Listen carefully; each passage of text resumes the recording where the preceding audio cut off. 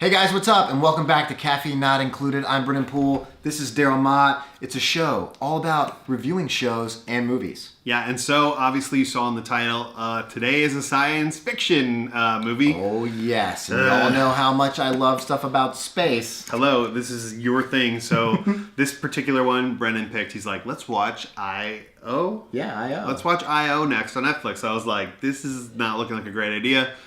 We watched it. We're going to tell you all about it. And as always, we're going to tell you why you should watch it. Or why you shouldn't watch it. And then there will be spoilers at the end. Let's get into it. Let's dive into it. Okay. I.O.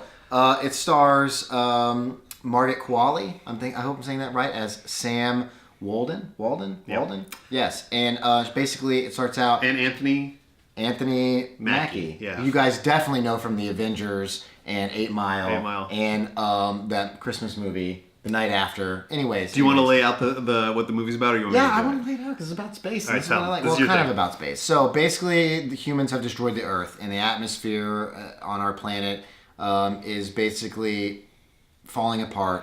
And there's very limited oxygen left on the Earth. Where have I seen this movie before? You may be thinking multiple times. Anyways, everyone flees and goes to on spaceships to Jupiter's moon, Io. Basically, she is left behind. She's sending out radio transmissions. She's a brilliant scientist. She's a super smart scientist who's trying to still save the Earth, and runs into another character, Micah, and basically sounds like a cool movie. Actually, as you're saying it right now, I'm in. I know, that's why we watched it because we. Yeah, but it's something we've heard of, right? End of the world. What's going to happen? How do we save it? They go to find more space, so they're trying to save it. And basically, they learn that they're not going to be able to, right? So Sam and Micah try to flee and get to one of the final launch ships on the Earth to go to Io. The last one. The last one. Drama. What if we don't make it to the last ship? Yeah, it's intense. What if we don't get there? What's going to happen? Blah, blah, blah. Micah's on a balloon. Yeah, he's the balloon guy. Like Willy Wonka style. He comes in on a hot air balloon. So you're thinking like, okay, so this is the whole movie. There's this girl. There's this dude. It's the end of the world. Do they make it? Do they not? And do they fall in love? Well, there's only 2 people left on Earth. So what do you think? So, and then basically you're asked as the viewer to like suspend all disbelief for literally everything scientific in the film. But we'll talk about that after. The point is, that's what the movie's about. It sounds good on paper. Well, you're watching it and you're just, something big's going to happen. Something big's going to happen. This is going to be huge. Oh my gosh, what's going to happen? What's going to happen? What's going to happen? And then... that's about it. Yeah, so obviously why you should watch it. Yeah, why should you watch it? Because you literally watch can't find anything else to do. You watch every sci-fi movie in existence. No, I mean, if you're into sci-fi movies and doomsday movies, which, by the way, let's be straight with you guys. Bird Box was an end-of-the-world movie. But it was great. Interstellar, Book of Eli, like, we've seen these movies over and over again. So... what's one more if you want to watch it because you like that kind of like style film? Like, yeah, I feel like I.O. though is very different from those other movies. Maybe not that different from Interstellar, just way less space. There was like no space. And I'm like, I only wanted to watch this because of the space parts. We're telling them why they should watch it. Yeah, sorry. It was beautiful. It was beautiful. Beautifully shot. Great scenery. I would put it on. Like, if you're just if you're having a party and you turn the volume all the way off and you just... No, if you just want to like have it on in the background, it was really beautiful. That's all I got. Okay, that's why shouldn't you watch it? Here's why you shouldn't watch it. This movie was terrible. Don't want to waste an hour and 36 minutes of your life. No, I'm just kidding. It wasn't that terrible. Is it worth a watch? Maybe if you really love science fiction movies and you want to see how this plays out. The acting in it is good. Beautifully scenery. You didn't think it was good? No, I didn't think the writing was good. I mean, it's only 2. I mean, no, I don't think the writing was very good. But a lot of plot holes. The acting. A lot of plot holes. There's a lot. This plot hole every scene. If you're into like that stuff where you need everything scientific to make sense, this is not the movie for you. Yeah. You're gonna be disappointed. If you need a stellar ending, this is not the movie for you. If you care about dialogue, the dialogue wasn't excellent. There's a bit of a mess of a film, and it was. So I would say like skip it. Like there's more reasons not to watch it than to watch it. Honestly. Yeah. Just watch Interstellar again. I'm just kidding.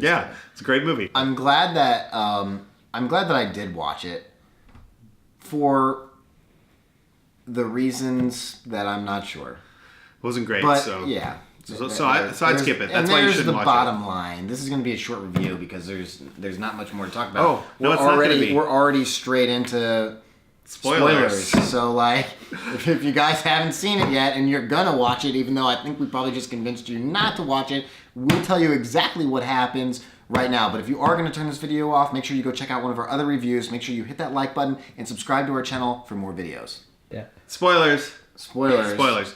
For those of you that are new here, usually we tell you, obviously, what we liked, what we didn't, but spoilers is our time. This is our time to tear this movie to pieces in the event that we need to. And this is a movie that needs to be torn to pieces. We're just going to give our honest thoughts and opinions on what we thought the film was missing or needed or should have done differently. Or maybe if the film's perfect, we don't say anything about it, but we just spoil the story for you guys. The only thing I like about the movie is the title. I think the title's interesting. I think it's an interesting choice, too, that they chose Jupiter's moon. Why wouldn't they just go to Mars and colonize? Because Matt Damon already did that movie. We can't call it Mars. He already was the botanist that's like trying to like... It doesn't even make sense either for a name, period, because the entire movie is about them saving the Earth.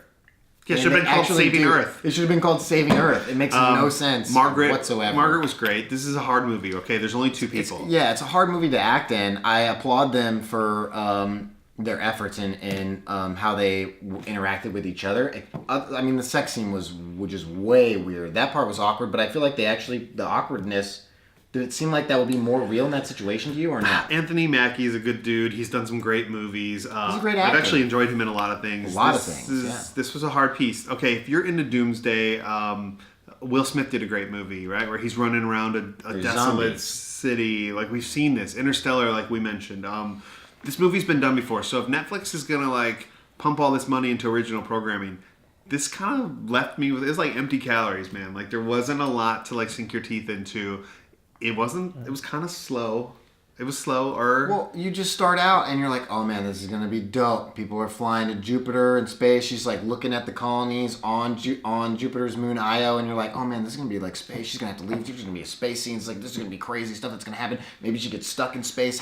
We don't know what's going to happen. Maybe she's growing her own vegetables. She has a beehives. The beehives get destroyed in the storm. What's going on? She lives in a barn the whole movie. Yeah, and it's like this whole time you feel like it's building up to be something just ridiculous, right? She gets pregnant. Well, that's the ridiculous part. She decides to have a baby. Literally, nothing happens. Basically, what she's gonna do is she's gonna like sacrifice herself, right, for Micah. And at the very end, she takes her oxygen mask off and all that stuff, and then like she can just breathe miraculously in the dead zone.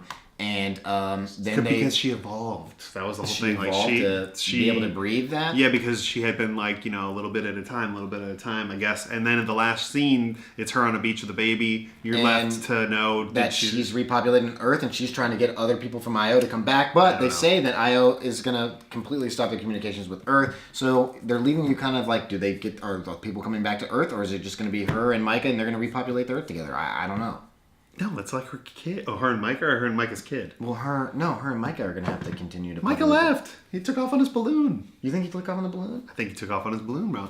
Here's the thing. In these science movies, either everything has to work... I didn't see him at the end, but she has a kid. Is it just because of the weird, awkward sex scene that she got pregnant? She got pregnant and had a kid, and now she's a single mom on Earth by herself. Good job. Interesting. So here's the thing with science movies, guys. Either everything has to make sense, right? It has to be believable for it to be interesting. Martian was interesting. There was a lot of science. Martian was very interesting. Yeah, Interstellar was very interesting. There were botanists that were like, whoa, this is pretty interesting. Interstellar. There was physicists that were literally writing papers on it. On the movie, does this science add up? Like, it has to be close. There was minus a lot... ice clouds in Interstellar. That was a fail. I'm just saying, 80% of your science has to be plausible. None of the science in this worked out.